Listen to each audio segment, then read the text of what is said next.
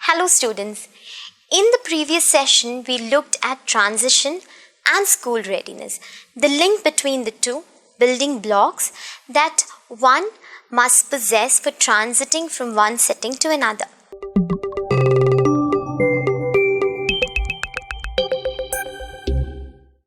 Learning outcomes. At the end of the module, the reader will be able to understand the concept of school readiness, important attributes required for successful transition in children. There are few skills related to executive functioning that are hot executive functions, reflection and processing speed. Hot executive function.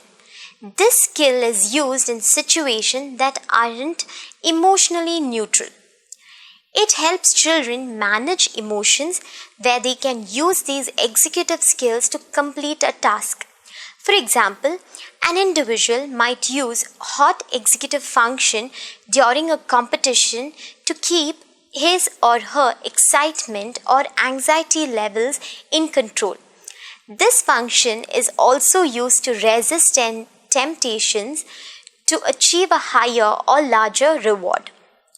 Reflection is a process which allows children to notice challenges, reflect on their opinions, and think before they respond. This is a skill which is required during solving problems, working in groups.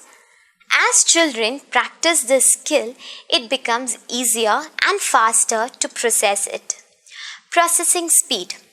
Children need to go through the reflection process swiftly and effectively to solve the problems for a particular period.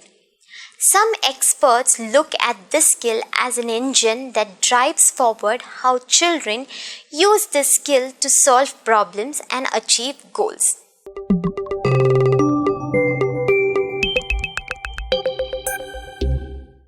The ability to understand emotions, assimilate emotions, to facilitate thoughts and thought processes. Emotional regulations include controlling emotions and modifying it to suit the needs of the group, environment, setting, etc. Emotional regulation goes hand in hand with the social norms and the regulations.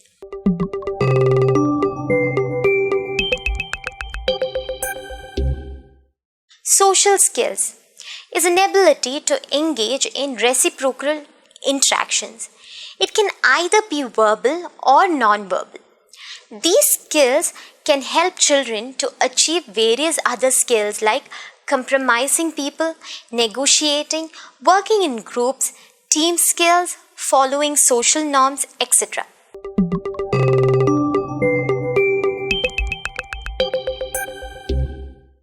This skill helps children to follow a certain sequence for an activity. Activities are multi-step tasks which requires children to move from simple to complex matters.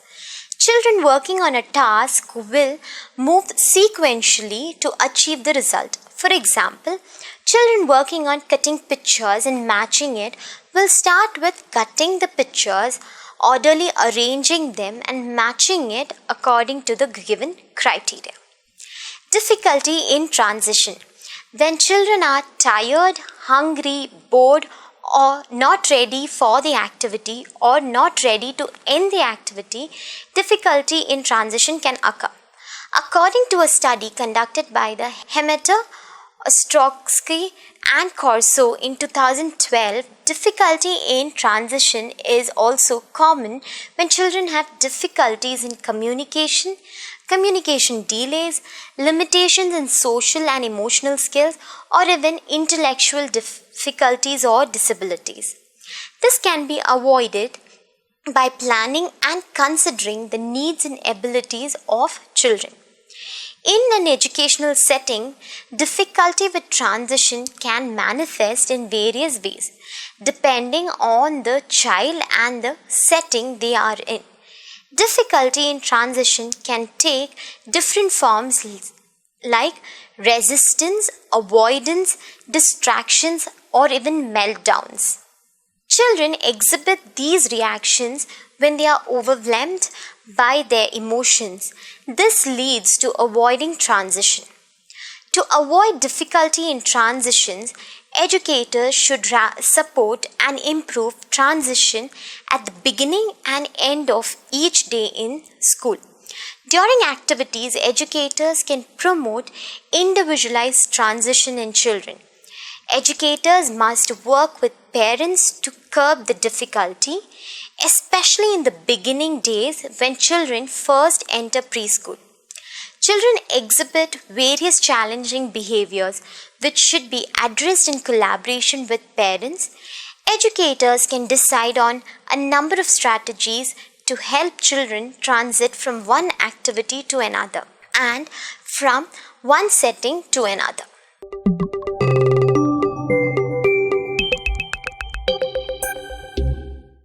When children enter school, they compare school environment with their homes. The school environment needs to be like home, which is stress-free and secure. Thus, school settings should be changed to adapt to the needs of all children. Educators must establish a good rapport with children and families. Program planned for children should involve both small and large group activities where children will learn to interact with different students of the same class. The school environment should be such that which will attract children. The environment needs to be child-friendly and conducive, so children likes going to school. In classroom, there are different children with diverse needs and children coming from different backgrounds, belonging to various sectors of the society. The teaching strategy, environment, material used and the schedule can be adapted to the needs and the interest of the children. Schools can be made ready to welcome all children, including children with disabilities, in terms of following infrastructure, daily schedules, programs, strategies used for teaching, environment, indoor and outdoor, materials, student-teacher ratio.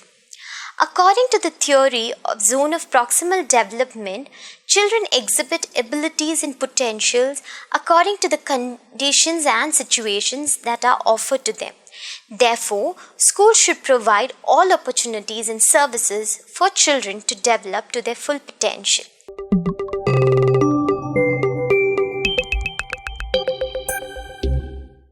Children, according to their developmental age, are ready to enter school and acquire skills, knowledge which they require for their further growth. Educators and administrators can plan according to the needs of children and help them successfully transiting from one phase to another.